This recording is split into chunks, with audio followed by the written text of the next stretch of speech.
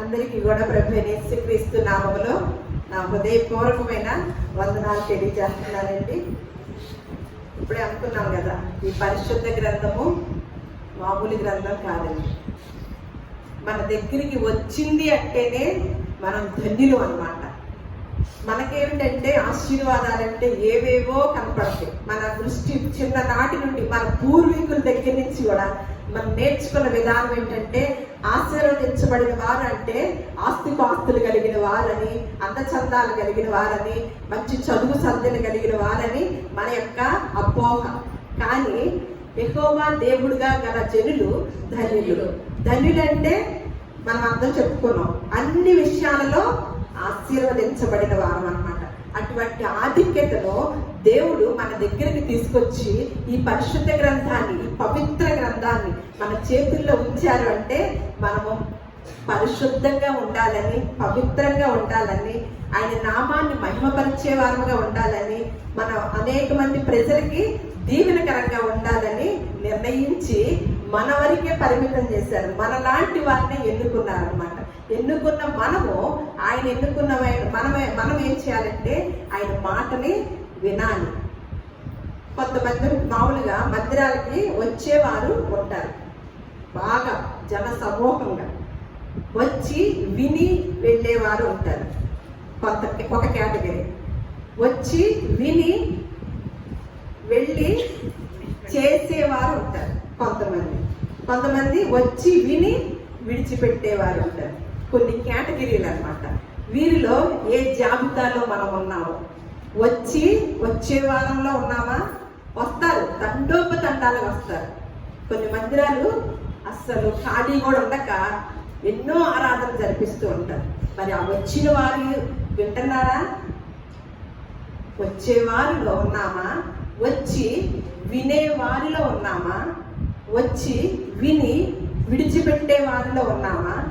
వచ్చి విని ఆచరించే వారిలో ఉన్నామా? ఏ జాబితాలో ఉన్నామో మనల్ని మనం పరిశీలించుకుంటే తప్పకుండా తెలిసిపోతారు. మనం వచ్చి విని దాన్ని ఆచరిస్తే కనుక ఎన్ని దీవెనలు ఉన్నాయో పరిశుద్ధ గ్రంథంలో రాయించారు. అందుకనే అంతకుముందు 10 ఆజ్ఞలు ఉన్నప్పుడు అవన్నిటిని కూడా యేసుక్రీస్తు వారు వచ్చాక చక్కగా కుదించి వాటిని అన్నిటిని కూడా 2 ఆజ్ఞల్లో ఇమిడింప చేశారనమాట. నీ పూర్ణ హృదయంతో, నీ పూర్ణ ఆత్మతో నీ దేవుడైన యెహోవాను ప్రేమించండి, సేవించండి అని ఒక ఆజ్ఞ. తర్వాత నిన్ను వలె నీ పొరుగు వారిని ప్రేమించండి అని గొప్ప సూత్రాన్ని, ఈ రెండింటిని పాటించడం వలన మనము ఎక్కడికి వెళతామో అనేది కూడా వివరణ ఇచ్చారనమాట. అదే మాటను పట్టుకొని మేము మొన్న పోయిన వారంలో మరి కొంతమందికి సహాయం చేయడానికి దేవుడు క్రీస్తు ప్రార్థనా మందిరం అనే కుటుంబానికి అవకాశం ఇచ్చాడు. దాన్ని బట్టి నేను ఎంతగానో ఆయన స్తుతిస్తూ సంతోషిస్తూ ఉన్నానమాట. అందుకు ముందుకు వచ్చిన బిడ్డలందరినీ బట్టి కూడా దేవునికి మహిమ, ఆ కుటుంబాలకి దీవెన అనమాట. ఎంత అంటే మరి మొన్నటి రోజున వెళ్తే వారికి హాస్పిటల్కి వెళ్ళడానికి డబ్బులు లేవంట. కానీ ఎంత ఆశ్చర్యం వేస్తుందో, ఆ కుటుంబానికే మమ్మల్ని తీసుకెళ్ళారనమాట. అట్లా మనం చేసేది చిన్నదే, కానీ మనకి ఆ మనసును కలిగించిన విధానాన్ని దేవుడు, పరిశుద్ధాత్మ దేవుడు కలిగించిన విధానాన్ని బట్టి మనము దాన్ని తల వంచి మనం విధేయత చూపించి ముందుకు అడుగు వేసాం కదా. నేను ఎండలేక సగ దూరంలో వెళ్ళేసరికి ఆ 20 కవర్లో అక్కడ బాగా పేదవారే ఉన్నారు. వారికి ఇవ్వమని నేను ఎండలేక అని అన్నాను అచ్యుతరావు గారితో. నేను వరద బాధితులకే ఈ కవర్లు పంచాలనుకున్నాను. నువ్వు మాట్లాడకుండా వెనకాల కూర్చో, ఎండ లేదు ఏమి లేదు, నేను తీసుకెళ్తాను, నేను తీసుకెళ్లేదాకా నువ్వు మాట్లాడద్దు అన్నారు. అని ఎంత ఓపికగా తీసుకెళ్లారంటే నాకే ఆశ్చర్యం వేసింది. ఏంటి 20 కవర్లకి ఎంత దూరం వెళ్ళామో చెప్తాను. ఓ మూలకి వెళ్ళాం. తీరా వెళ్ళాక ఆ మనుషులు చూశాక ప్రభువా ఈ కార్యములు ఆశ్చర్యం అన్నమాట. మమ్మల్ని నడిపించే తీరు ఆశ్చర్యం. ఎవరైతే మనసు కలిగి ఉంటారో, ఎవరైతే ఆ ప్రేమను కలిగి ఉండి ఆశ కలిగి ఎవరికో ఒకరికి అంత చేయాలి, ఒక్కరికన్నా మనము సాయం చేయాలని మనసు కలిగి ఉంటే వారి దగ్గరికి, అత్యవసరం అన్న వారి దగ్గరికి మమ్మల్ని నడిపించావా? నా మనసు ఏమనిపించింది, మధ్యలోనే ఆగిపోదాం అనిపించింది, ఎండకి వెళ్ళలేక. అది చూడండి ప్రణాళిక ఎంత. మనంతా కూడా మంచి మనసుతో ఎంతలు కూడా వచ్చారు కదా, ఆ మంచి మనస్సుని దేవుడు చూశారు. ఎవరికి అందించాలో వారికి ఆ సాయం అందించారు అనమాట. అందులో బట్టి దేవునికి మహిమ కలుగుని గాక. ఇలాంటి సాయం వలన మనకి ఏం కలిగిద్దో అనేది ఈరోజు పరిశుద్ధ గ్రంథంలో మనం ధ్యానం చేద్దాము.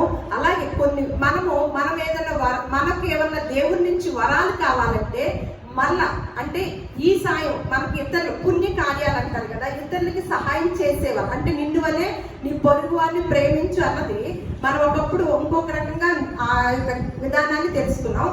దీనితో కూడా కలిపి చేయాలన్నమాట. మనం ఏంటంటే నా ఆత్మను ఎలా రక్షించుకుంటున్నానో, నా యొక్క శరీరాన్ని, నా ఆత్మను ఎలా రక్షించుకుంటున్నానో, అలాగే నా పొరుగు వాని ఆత్మను కూడా నరకానికి వెళ్లకుండా రక్షించాలి అనేది ఒక వివరణ ఇచ్చాం. నిన్ను వల్లే నీ పొరుగు వారిని ప్రేమించు అన్నదానికి. దానితో పాటు వారికి, ఆకలిగా ఉన్న వారికి మన వాక్యం చెప్పేసి వచ్చేస్తే ఎలా ఉంటది? అమ్మా ముందు నాకు అన్నం పెట్టమ్మా, తర్వాత నీ మాట వింటానమ్మా అంటారు కదా. అలాగే ఆ కార్యక్రమం కూడా మనము చెయ్యాలన్నమాట. ఆత్మల్ని రక్షించే కార్యక్రమం ఎలాగో అది దేవుడు మనకి అది పెట్టిన ఆజ్ఞ. దానితో పాటు మన చేతనైనంత వరకు వారి కడుపును కూడా మనం నింపాలన్నమాట. ఎవరైతే ఆహారం లేని వారికి మనం అంత చేయాలి. ఈ కార్యం వల్ల దేవుడు ఏ మేలిస్తాడో, అలాగే మనకి ఏదైనా కోరికలు ఉన్నప్పుడు అవి ఎప్పుడు తీరుస్తాడో, ఏం చేస్తే తీరుస్తాడో, ఇవన్నిటిని కూడా ఈరోజు మనం పాఠాల్లో నేర్చుకుందాము.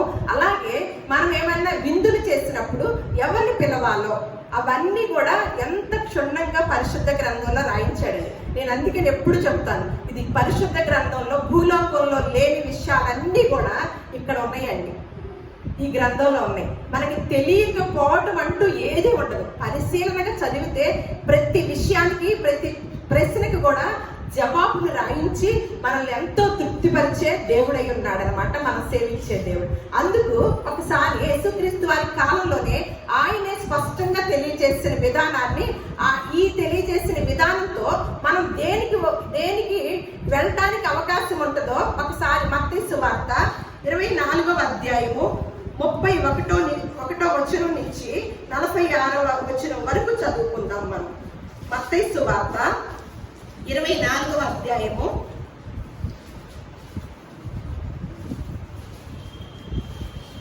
ఒక నిమిషం ఉండండి, ఒక నిమిషం.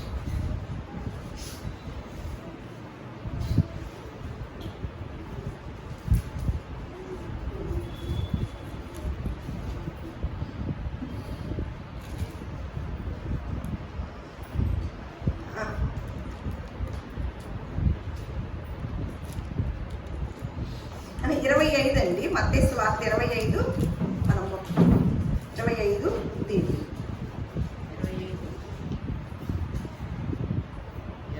31 నుంచి చదవాలి. నేను చదువుతాను.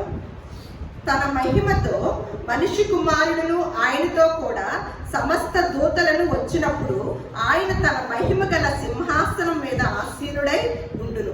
అప్పుడు సమస్త జనములు ఆయన ఎదుట పోగు చేయబడుదురు. గొల్లవాడు మేకలలో నుండి గొర్రెలను వేరుపరచునట్లు ఆయన వారిని వేరుపరిచి తన కుడివైపున గొర్రెలను, ఎడమవైపున మేకలను నిలువబెట్టును. అప్పుడు రాజు తన కుడివైపున ఉన్న వారిని చూచి, నా తండ్రి చేత ఆశీర్వదింపబడిన వారులారా రండి, లోకము పుట్టినది మొదలుకొని మీ కొరకు సిద్ధపరచబడిన రాజ్యమును స్వతంత్రించుకొనుడి. నేను ఆకలిగొంటిని. ఈ విషయాన్ని చెప్పి ఇప్పుడు చెప్తున్నాడు ఎలా స్వతంత్రించుకుంటారు అనే దానికి వివరణ ఇస్తున్నారు అనమాట. ఏమంటున్నాడు? నేను ఆకలిగొంటిని, మీరు నాకు భోజనము పెట్టితిరి, దప్పిగొంటిని, నాకు దాహమిచ్చితిరి, పరదేశినై ఉంటిని, నన్ను చేర్చుకుంటిరి, దిగంబరనై ఉంటిని, నాకు బట్టలిచ్చితిరి, రోగినై ఉంటిని, నన్ను చూడవచ్చితిరి, చెరసాలలో ఉంటిని, నా యొద్దకు వచ్చిదరని చెప్పును. అందుకు నీతిమంతులంట 2 కేటగిరీలు పెట్టారు కదా, అందులో ఈ నీతిమంతులు అడుగుతున్నారంట ఏమని, ప్రభువా ఎప్పుడు నీవు ఆకలికొని ఉండుట చూచి నీకు ఆహారం ఇచ్చితిమి, నీవు దప్పికొని ఉండుట చూచి ఎప్పుడు దాహం ఇచ్చితిమి, ఎప్పుడు పరదేశమై ఉండుట చూచి నిన్ను చేర్చుకొంటిమి, దిగంబరమై ఉండుట చూచి బట్టలిచ్చితిమి, ఎప్పుడు రోగివై ఉండుట అయినను చెరసాలలో ఉండుట అయినను చూచి నీ యొద్దకు వచ్చితిమని ఆయనను అడిగెదరు. అందుకు రాజు ఏమంటున్నాడంట, మిక్కిలి అల్పులైన ఈ నా సహోదరులలో ఒకరికి మీరు చేసిదిరి గనుక నాకు చేసిదిరని నిశ్చయముగా మీతో చెప్పుచున్నానని వారితో అన్ను. అప్పుడు ఆయన ఎడమవైపునుండ వారిని చూచి, ఇప్పుడు నీతిమంతులకి చెప్పాడనమాట, చూచి శపింపబడిన, ఇక్కడేమన్నా తర్వాత జనానికి చెప్తున్నారు, శపింపబడిన వారులారా నన్ను విడిచి అపవాదికిని వాని దూతలకును సిద్ధపరచబడిన నిత్యాగ్నిలోనికి పోవుడి. పైన ఏమో విన్నామండి, పైన తండ్రి చేత ఆశీర్వదింపబడిన వారులారా రండి, లోకము పుట్టినది మొదలుకొని మీ కొరకు సిద్ధపరచబడిన రాజ్యము స్వతంత్రించుకోండి. ఏది? నీతిమంతులకి ఏర్పాటు చేస్తుంది. శపింపబడిన వారికి ఎవరేమో ఏర్పాటు చేశాడు, స్థిరపరచబడిన నిత్యాగ్నిలోకి పోవుడి. నేను ఆకలిగొంటిని, మీరు నాకు భోజనము పెట్టలేదు, దప్పిగొంటిని, మీరు నాకు దాహమియ్యలేదు, పరదేశినై ఉంటిని, మీరు నన్ను చేర్చుకొనలేదు, దిగంబరనై ఉంటిని, మీరు నాకు బట్టలియ్యలేదు, రోగినై చెరసాలలో ఉంటిని, మీరు నన్ను చూడరాలేదని చెప్పును.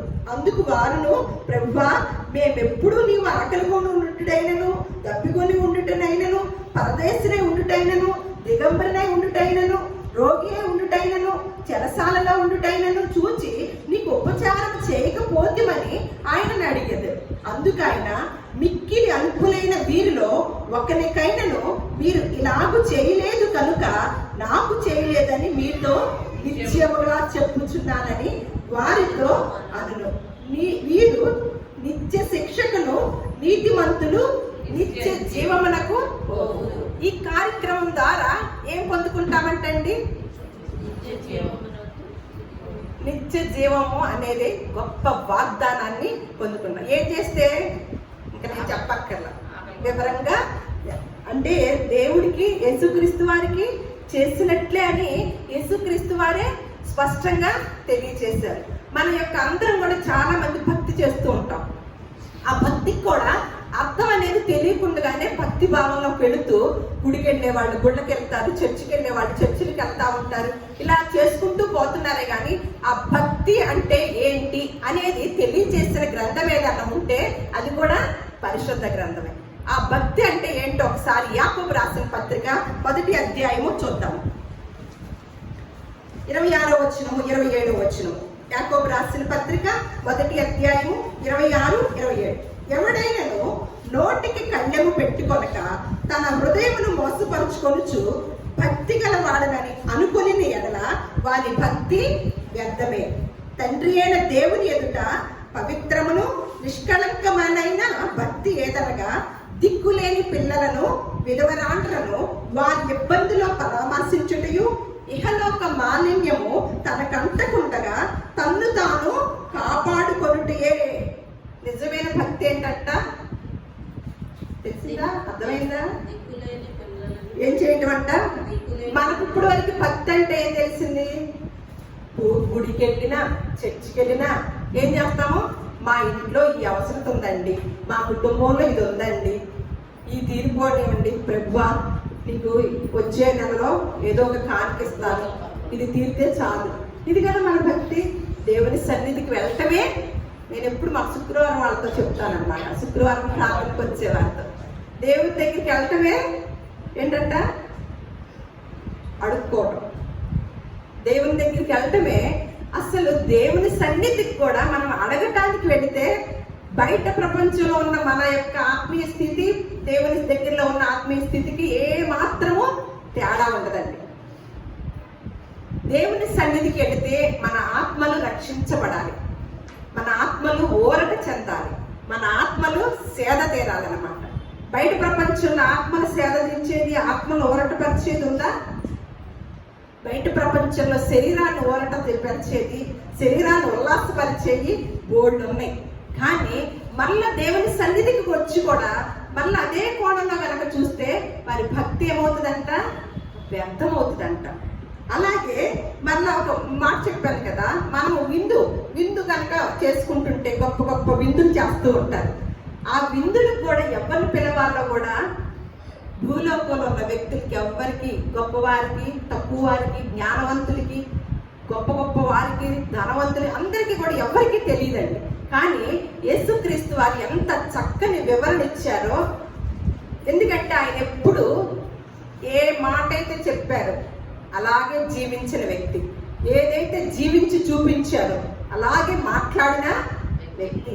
అటువంటి ఏ పాపము ఉందని నిరూపించగలవా అని ఆయన ప్రశ్నించిన వ్యక్తి. భూలోకంలో నాలో ఏ పాపం ఉన్నదని మీరు ఏదన్నా చూపించగలరా అన్న వ్యక్తులు భూలోకంలో ఎవ్వరూ లేరండి. ఒక్క యేసుక్రీస్తు వారు అది ఖరాఖండిగా చెప్పగలను అనమాట. ఒకసారి లూకా సువార్త 14వ అధ్యాయము 12వ వచనం నుంచి 14 చదువుతాను. మరియు ఆయన తన్ను పిలిచిన వారితో ఇట్లనెను, నీవు పగటి విందైనను రాత్రి విందైనను చేయనప్పుడు నీ స్నేహితులనైనను, నీ సహోదరులనైనను, నీ బంధువులనైనను, ధనవంతులకు, నీ పొరుగు వారినైనను పిలువవద్దు. అమ్మో, ఏంటిది? ఎవరు పిలుచుకోవాలి? గొప్ప ఫంక్షన్ చేస్తున్నాం, మనకు ఉన్నదంతా ఫంక్షన్లో చూపించాలనుకుంటాం. మరి వీళ్ళు పిలవద్దంటే ఎవరికి చూపిస్తామండి? అప్పుడు ఖర్చు పెడతారు కదా, ఫంక్షన్ చేసినప్పుడే డబ్బులన్నీ, ఎక్కడెక్కడ డబ్బులన్నీ తీస్తారు. వారి పెళ్లి కన్నా మా పెళ్లి ఘనంగా ఉండాలి, వారి ఫంక్షన్ కన్నా మా ఫంక్షన్ ఘనంగా ఉండాలని అప్పుడే కదా మనం కనపరుచుకునేది. కానీ ఈ వ్యక్తి, ఈ దేవుడు ఏమంటున్నాడు, ఈ ప్రభు ఏమంటున్నారు? వారిని అసలు పిలవద్దు. మరి ఎవరిని పిలవాలి అయ్యా? చూడండి, వారు ఒకవేళ నిన్ను మరలా పిలుతురు కనుక నీకు ప్రత్యుపకారము కలుగును. అయితే నీవు విందు చేయనప్పుడు ఎవరిని పిలవాలంట? పేదలను, అంగహీనులను, గుడ్డివాండను పిలువు. ఎందుకంటే నీకు ప్రత్యుపకారము చేయుటకు వారికి ఏమీ లేదు కనుక నీవు ఏమవుతావంట? బాబో, మనము ప్రత్యుపకారం చేసే వారిని పిలుస్తామా? అసలు నేను ఈ సాయం చేసిన తిరిగి వాళ్ళు ఏమీ చేయలేరు అని తెలిసిన వారికి చేస్తామా? మనం ధన్యుడు అవ్వాలంటే, మనం ధన్యులు అవ్వాలంటే ఈ సంవత్సరాలు అంతట్లో ధన్యులు అయ్యామా? లేదు. ఇంత ఒక గొప్ప దానికి వెళ్ళాలంటే ఒక గొప్ప చిట్కా చెప్తున్నారు. ఆ నిత్య రాజ్యానికి, దేవుడు ఏర్పాటు చేసిన రాజ్యానికి వెళ్ళాలంటే కొన్ని కొన్ని సూత్రాలు, కొన్ని చిట్కాలు అన్నమాట. మరి వీటిని మనము పాటించుంటామా? చూడండి ఏమంటున్నాడు, నీవు ధన్యుడవుతూ నీతిమంతుల పునరుద్ధానమందు నీకు ప్రత్యుపకారము పొందుతావని. బాబో, ఇలా చేయటం వల్ల ఎక్కడికి వెళ్తున్నాము? పునరుద్ధానంలోకి వెళ్ళిపోతున్నాం ఏకంగా. అసలు దీనికి లింక్ ఏంటండి? ఈ సూత్రాలని ఎవరైనా ఎంత ధైర్యంగా చెప్పగలుగుతారండి? అసలు ఎవరన్నా పాటించే వాళ్ళు ఉన్నారండి భూలోకంలో? అనిల్ అంబానీ గారు ఉన్నారు. ఎవరిని పిలిచారంటే పెళ్లికి? మనమేమనుకుంటాము, అనిల్ అంబానీ గారు ధన్యుడండి, అబ్బాయి ఎంత అదృష్టవంతుడండి, ఎన్ని కోట్లండి, కోట్లు, అసలు ఎంత ఆధిక్యత అండి. ఎవరు ధన్యులు? ఎవరు నీతి పునరుద్ధానంలోకి వెళ్తారు? నీతిమంతుల పునరుద్ధానంలోకి ఎవరు వెళ్తారండి? అంబానీ వెళ్తారా? మనం వెళ్తామా? ఎవరు వెళ్తారు? ఎవరు చేసిన వారు వెళ్తారు? ఈ లిస్ట్ ఎవరైతే తీసుకుంటారో వారు నీతిమంతుల మామూలు అవసరతలు కాదండి. మనకి ఈ పనులు చేస్తే ఏదో ఇక్కడ భూలోకంలో అవసరతలు తీర్చడం కాదు. అసలు భూలోకంలో అవసరతలు ఇక్కడ రాయిలా. ఇందాక చదివిన దాంట్లోనూ ఇప్పుడు చదివిన దాంట్లోనూ ఇందాక ఏమన్నారు? యేసుక్రీస్తు వారు నిత్య రాజ్యానికి సిద్ధపరిచిన వారులారా అన్నాడు. ఇప్పుడు ఏమంటున్నాడు? ఈ విందుల్లో కూడా ఎవరిని పిలుస్తున్నామో నీతిమంతుల పునరుద్ధానంలో మనకి అవకాశం ఉంటుంది, మీరు ధన్యులవుతారు అని ఉందా? మన కుటుంబ పరిస్థితిలో దీవెన పొందుతారని ఉందా? నీతిమంతుల విధానంలోకే ఉంది కదా. ఇప్పుడు మనం ఏదైనా వరాలు కావాలి, మనకి ఏదన్నా దేవుని నుంచి కొన్ని కావాలి, అప్పుడు ఏం చేయాలి? అప్పుడు కూడా ఏదో ఒక కార్యం, పుణ్య కార్యం చేయాలి కదా. ఒకసారి ఆదికాండము 18వ అధ్యాయము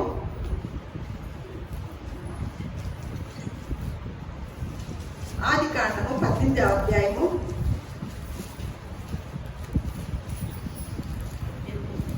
1 నిమిషం.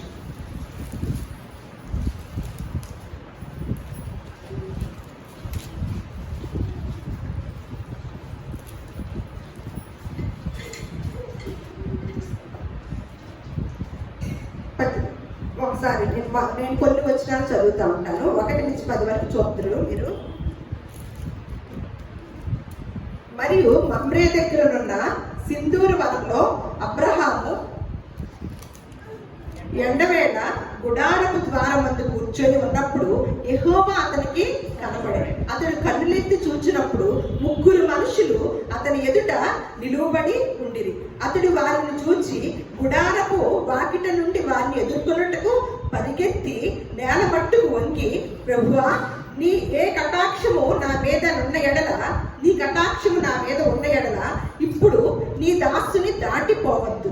నేను కొంచెం నీళ్లు తెప్పించదను, దయచేసి కాళ్ళు కడుక్కొని ఈ చెట్టు క్రింద అలసట తీర్చుకొనుడి. కొంచెం ఆహారం తెచ్చేదను, మీ ప్రాణములను బలపరచుకొనుడి, తరువాత మీరు వెళ్ళవచ్చును.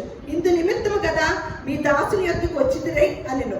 వారు, నీవు చెప్పినట్లు చేయమనగా అబ్రహాము గుడారంలో ఉన్న శారా యొద్దకు త్వరగా వెళ్ళి, నీవు త్వరపడి 3 మానికల మెత్తని పిండి తెచ్చి పిసికి రొట్టెలు చేయమని చెప్పాను. మరియు అబ్రహాము పశువుల మందకు పరిగెత్తి ఒక మంచి లేత దూడను తెచ్చి ఒక పనివానికి కప్పగించును. వాడు దాన్ని త్వరగా సిద్ధపరచును. తరువాత అతడు వెన్నను పాలను తాము సిద్ధము చేయించిన దూడను తెచ్చి వారి ఎదుట పెట్టి వారు భోజనము చేయించుండగా వారి వద్ద ఆ చెట్టు క్రింద నిలిచుండెను.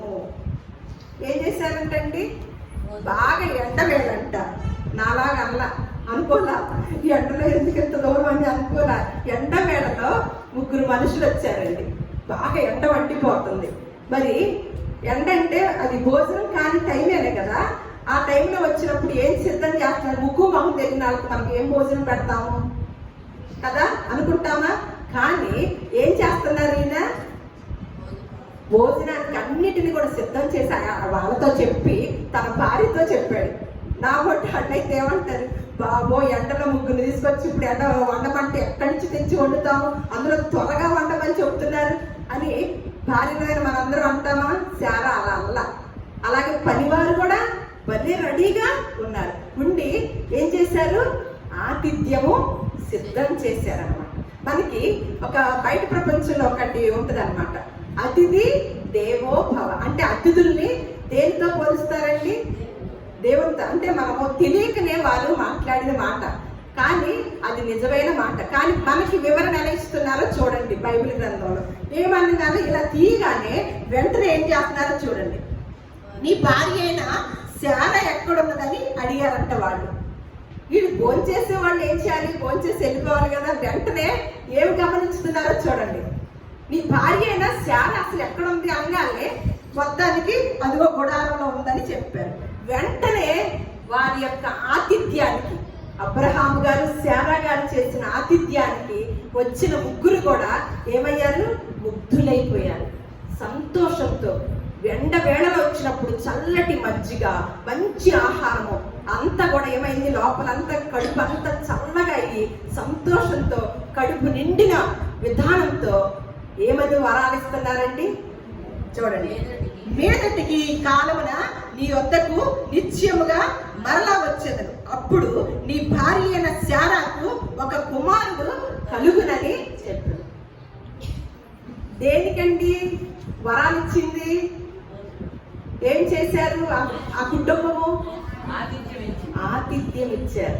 ఇందాక వరకు చదువుకున్న దాంట్లో ఏమున్నాయి? మనం చేసే పుణ్య కార్యాల్లో ఏముంటది? ఇంట్లో కోరికలు తీరవు, కుటుంబంలో కోరికలు తీరవు, మనకి నిత్య రాజ్యాన్ని సిద్ధం చేస్తారు. ఇక్కడికి వచ్చేసరికి దేవుని పేరిట వచ్చిన వ్యక్తులు వీళ్ళు ముగ్గురు దేవదూతల్లాగా వచ్చారు కదా. ఆ వచ్చిన మనుషులకి ఆతిథ్యం ఇచ్చేసరికి వారి వెంటనే వరాలు ఇవ్వటం మొదలుపెట్టారు. ఆ ఇంట్లో ఏది కొదవగా ఉందో వారు తెలుసుకున్నారు. వెంటనే ఏమంటున్నారు, ఇదిగో వచ్చే సంవత్సరానికల్లా మీ ఇంట్లో ఒక కుమారుడు ఉంటాడు అని కడుపు నిండిన విధానంలో తృప్తిగా భోజనం చేసిన మనసుతో ఆశీర్వదిస్తున్నారన్నమాట. ఆతిథ్యంలో ఉన్న గొప్పతనం అన్నమాట. దేవుని పేరెంట్ ఎవరైతే ఆయన యేసుక్రీస్తు వారు చెప్పారు, నా పేరెంట్ ఎవరైతే మీరు గిన్నెడు చన్నీళ్ళు ఇస్తారో వచ్చిన వారికి, నేను పరిశుద్ధులకు పరిచర్య చేసిన మిమ్మల్ని నేను మర్చిపోవటకు అన్యాయస్తున్నా, నేనేం మర్చిపోను మీరు చేసింది.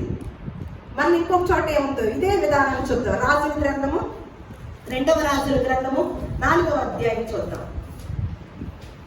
4వ అధ్యాయము 8వ వచనము నుంచి 10వ వచనాలు. ఒక దినమందు ఎలీషా షూనేము పట్టణమునకు పోగా అచ్చట కనురాలైన ఒక స్త్రీ భోజనముకు రమ్మని అతన్ని బలవంతము చేసిన గనుక అతడు ఆ మార్గమున వచ్చినప్పుడెల్లా ఆమె ఇంట భోజనము చేయించు వచ్చును. కాగా ఆమె తన పెనిమిటిని చూచి ఈ భోజనమే కాదు కానీ ఆ గురురాలైన స్త్రీ ఎలీషా అనే ఒక దైవజనుడు అటుగా వాళ్ళ ఊరి మీదనే ఇంకొక ఊరు వెళుతున్నాడంట దేవుని పరిచర్య నిమిత్తం. అప్పుడు వెళ్ళేటప్పుడు ఇటు వెళుతున్నారు కాబట్టి నేను భోజనం సిద్ధం చేయాలి ఆ దైవ సేవకుడికి, ఆయన ఎక్కడ ఇబ్బంది పడకూడదు, భోజనానికి ఎక్కడ కూడా ఇబ్బంది పడకూడదని నిర్ణయం చేసుకొని ఆవిడంతా భోజనానికి రమ్మని మామూలుగా అంతా ఏం చేసింది, ఏమంటాము భోజనం చేస్తారా చేయలేండి అమ్మయ్య అనుకుంటాం. ఇక్కడ ఏమంటున్నారు, ఆవిడ ఏం చేస్తుంది, బలవంతం చేస్తుందంట, చేసి రమ్మందంట. ఇక దానితోనే కాక తను ఏం చేస్తుందంటే ఇంకొక ప్లాన్ చేస్తుంది అనమాట. ఒక దైవ సేవకులు ఆయన, అందుకని ఒక కొత్త నిబంధనలో ఒక మాట ఉంటుంది, సువార్త ప్రకటించు వారి పాదములు ఎంతో సుందరములై ఉన్నాయంట. ఆ పాదాలు మన గృహాల్లోకి వచ్చిన ఎవరైతే దేవుని వాక్యాన్ని ఉన్నట్టుగా బోధిస్తూ సత్యవాక్యాన్ని బోధిస్తూ అనేక ఆత్మల్ని నిత్య రాజ్యానికి తీసుకెళ్లాలని ఆరాటం కలిగి ఉంటారు, వారి పాదాలు మన గృహంలో పడితే గొప్ప దీవెనండి, గొప్ప దీవెనండి. ఏం చేస్తుంది ఈవిడ, ఇలానే కాదు భోజనమే కాదు అని ఏం మాట్లాడుతుంది. కాగా ఆమె తన పెనిమిటిని చూచి మన ఎద్దకు వచ్చుచూ పోవచ్చున్న వాడు భక్తి గల దైవజనుడని నేను ఎరుగుదును, కావున మనం అతనికి గోడ మీద ఒక చిన్న గది కట్టించి, ఇందాక మాట్లాడుకున్నావుగా ఇదివరకు విధానాలు ఎట్లా ఉండేయంట, కట్టడాలు గోడ మీద ఇల్లు అంటండి. ఇది మనకి ఇప్పుడు టెక్నాలజీయా అప్పుడు టెక్నాలజీయా?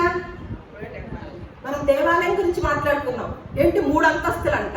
మనమేమనుకుంటాం, అబ్బా ఇప్పుడు కదా జ్ఞానం పెరిగింది, ఇప్పుడు కదా తెలివితేటలు పెరిగినాయి, ఇప్పుడు కదా టెక్నాలజీ పెరిగింది అని అనుకుంటాం. ఏం చేస్తున్నారు అక్కడ, ఆవిడ ఏం చేస్తుంది, వారి గోడ ఒక దైవజనుడు విశ్రాంతి తీసుకునే అంత ప్లేస్ ఉందంటే గోడ మీద చూడండి ఎంత ఆశ్చర్యం. ఇక ఆ ఇల్లు ఎలా ఉంటుంటాయో చూడండి, గోడ మీద గది, ఆ గదిలో కూడా ఏం పెట్టారో చూద్దాం. ఏం చేస్తుంది, గోడ మీద ఒక చిన్న గది కట్టించి భర్తతో చెప్తుంది అనమాట. అందులో అతని కొరకు మంచము, బల్ల, పీట, దీపస్తంభము ఉంచుదుము. అతడు మన యొద్దకు వచ్చినప్పుడల్లా అందులో బస చేయవచ్చునని చెప్పాను. భర్త ఒప్పుకున్నాడు అనమాట.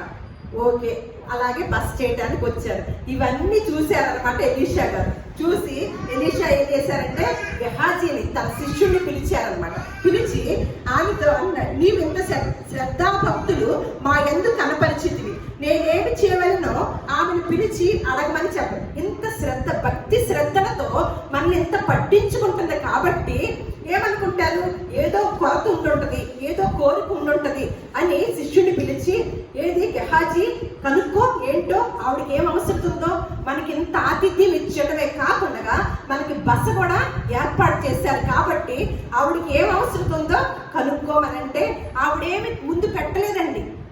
చూడండి అద్భుతాలు. నాకేం అక్కర్లేదు, నేను నాకెవరి రికమెండేషను అక్కర్లేదు, నేను ఎవరి దగ్గర ఉన్నాను, నా స్వజనుల మధ్యనే నేను ఉన్నాను, నాకేమి కొదవలేదండి, మీరు తృప్తిగా ఉండండి, మీరు చక్కగా బస చేసి వెళ్ళండి. అబ్బబ్బా నేను బస ఇచ్చా కదా, అమ్మో వరాలు ఇస్తానంటున్నాడు అని ఎన్ని వరాలు కోరుకుంటామండి? అందులో విధానం కూడా కనపడుతూ ఉంటది. హృదయాంతరంగం ఎరిగిన దేవుడు కదా. మనం ఏదైనా చేసినప్పుడు మనం ఒకటి చేస్తే 2 రావాలనుకుంటాం. ఇక్కడ ఏమంటుంది? నాకేం అవసరత లేదు, అవసరత ఉంది, కానీ ఏమంటుంది? నేను నా స్వజనుల మధ్యనే నేను ఉన్నాను, నాకు అంతగా అవసరత ఏం లేదు అని చెప్తుంది. కానీ ఏం చేశాడంట? అప్పుడు గెహాజీ చెప్తున్నాడు, ఆమెకు కుమారుడు లేడు మరియు ఆమె పెనిమిటి ముసలివాడని అతనితో చెప్పి. వారిద్దరంట ఏ వయసు వాళ్ళు? పిల్లలు లేరంట, పైపెచ్చు ముసలివారంట అని వివరించారు. ముసలి వాళ్ళకి పిల్లలు పుడతారండి? ఏం అడుగుతారండి ఈయన? ఆతిథ్యం ఇచ్చానా? కానీ చూడండి, అందుకు అతడు ఆమెను పిలువమనగా వాడు ఆమెను పిలిచెను. ఆమె వచ్చి ద్వారమందు నిలవగా ఎలీషా అంటున్నాడు అనమాట, మరుసటి ఏట ఈ ఋతువును నీ కౌగిట కుమారుడుండనని ఆమెతో చెప్పెను. ఆ స్త్రీ గర్భవతి అయి మరుసటి ఏట ఎలీషా తనతో చెప్పిన కాలమున కుమారుని కనెను. చూడండి, వరాలు రావాలంటే ఏం చేయాలి మనం? వరాలు రావాలంటే ఒకసారి అర్థం, వరాలు రావాలంటే ఏం చేయాలి? ఇక్కడ ఏం చేశారు? ఆతిథ్యం ఇచ్చారు. ఇందాక పుణ్యకార్యాలు చేస్తే ఏమొచ్చింది? లెక్కలు ఉంటాయి, దానికి ఒక లెక్కలు ఉంటాయి, ఒక క్రమం ఉంటుంది అంతా. ఇక్కడ ఏం చేస్తున్నారు? వెంటనే ఈ 2 చోట్ల కూడా మనం చూసామన్నమాట. వచ్చే సంవత్సరానికల్లా మళ్ళా నీకు కుమారుడు కలుగుతాడు.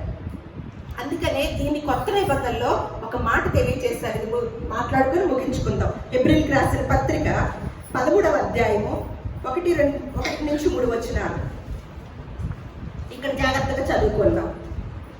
సహోదర ప్రేమ నిలువరముగా ఉండనీయుడి, ఆతిథ్యము చేయ మరవకుడి, దాని వలన కొందరు ఎరుగకే దేవదూతలకి ఆతిథ్యము చేసిరి. మీరును వారితో కూడా బంధింపబడినట్టు బంధకములో ఉన్న వారిని జ్ఞాపకము చేసుకొనుడి. మీరును శరీరంతో ఉన్నారు కనుక కష్టములను అనుభవించుచున్న వారిని జ్ఞాపకము చేసుకోండి. ఎక్కడెక్కడ నుంచి తీసుకొచ్చాడండి? ఇక్కడికి వచ్చేసరికి ఏమంటున్నాడు? ఆతిథ్యం ఇవ్వటం మర్చిపోకండి. మీ కుటుంబానికి వరాలు కావాలా? దేవుని పేరట వచ్చిన వారికి ఆతిథ్యం ఇవ్వండి అని తెలియచేస్తున్నారన్నమాట. అందుకని మీరు శరీరంతోనే ఉన్నారు కాబట్టి మీలాగే ఇతరులు కూడా కష్టాలు ఉంటాయి కాబట్టి వాటిని మీరు జ్ఞాపకం చేసుకోండి అని తెలియచేసి, ఇంత వివరణ మనం చేసే ప్రతి కార్యక్రమానికి కూడా దానికి తగ్గ ఫలితాన్ని, జీతాన్ని ఇచ్చే దేవుణ్ణి సేవిస్తున్నామండి. వృధా పోయే దేవుణ్ణి, వృధాగా మనల్ని చేసే కార్యక్రమాలన్నీ వృధాగా పోగొట్టే దేవుణ్ణి మనం సేవించడం లేదండి. మనకి ప్రతిఫలాన్ని ఇచ్చే దేవుణ్ణి సేవిస్తున్నాం. కొన్ని కుటుంబాలు ఉంటాయి, మేము మా పిల్లలు మేము బాగుంటే చాలు, ఇతరుల గురించి ఆలోచించే పని లేదు. కానీ ఎంత వివరణ రాయించారో పరిశుద్ధ గ్రంథం. ఎందుకంటే మనము కొన్నిటిని పొందుకోవాలన్నమాట. మనము తన బిడ్డలమైన మనము కొన్నిటిని పొందుకోవాలని ఎంత వివరణ దేవుడు మనకిచ్చాడు. మనం పొందుకోవాలని, అచ్చిరాజ్యానికి వెళ్ళాలని, కొన్ని వరాలు పొందుకోవాలని. మనకేం తెలుసు? ప్రార్థన చేస్తే చాలు, దేవుడు గుడికి వెళ్తే చాలు. ముందే చెప్పాను, వచ్చేవారు అనేక మంది ఉంటారు, వచ్చి విని వెళ్ళేవారు అనేక మంది ఉంటారు, వచ్చి విని విడిచిపెట్టేవారు అనేక మంది ఉంటారు, వచ్చి విని దాన్ని అనుసరించేవారు కొంతమందే ఉంటారు, రక్షణ పొందువారు కొద్దిమందేనంట, దేవుని మాటను తీసుకునేవారు కొద్దిమందేనంట. ఆ కొద్దిమందేనా కరెక్ట్గా తీసుకొని దేవుని యొక్క సన్నిధానంలో ఆ నిత్య రాజ్యానికి వారసులు అయ్యేటట్లుగా దేవుడు మనల్ని కూడా ఆశీర్వదించునుగాక. దేవుడు మీ కుటుంబాన్ని బహుగా ఫలింప చేయునుగాక.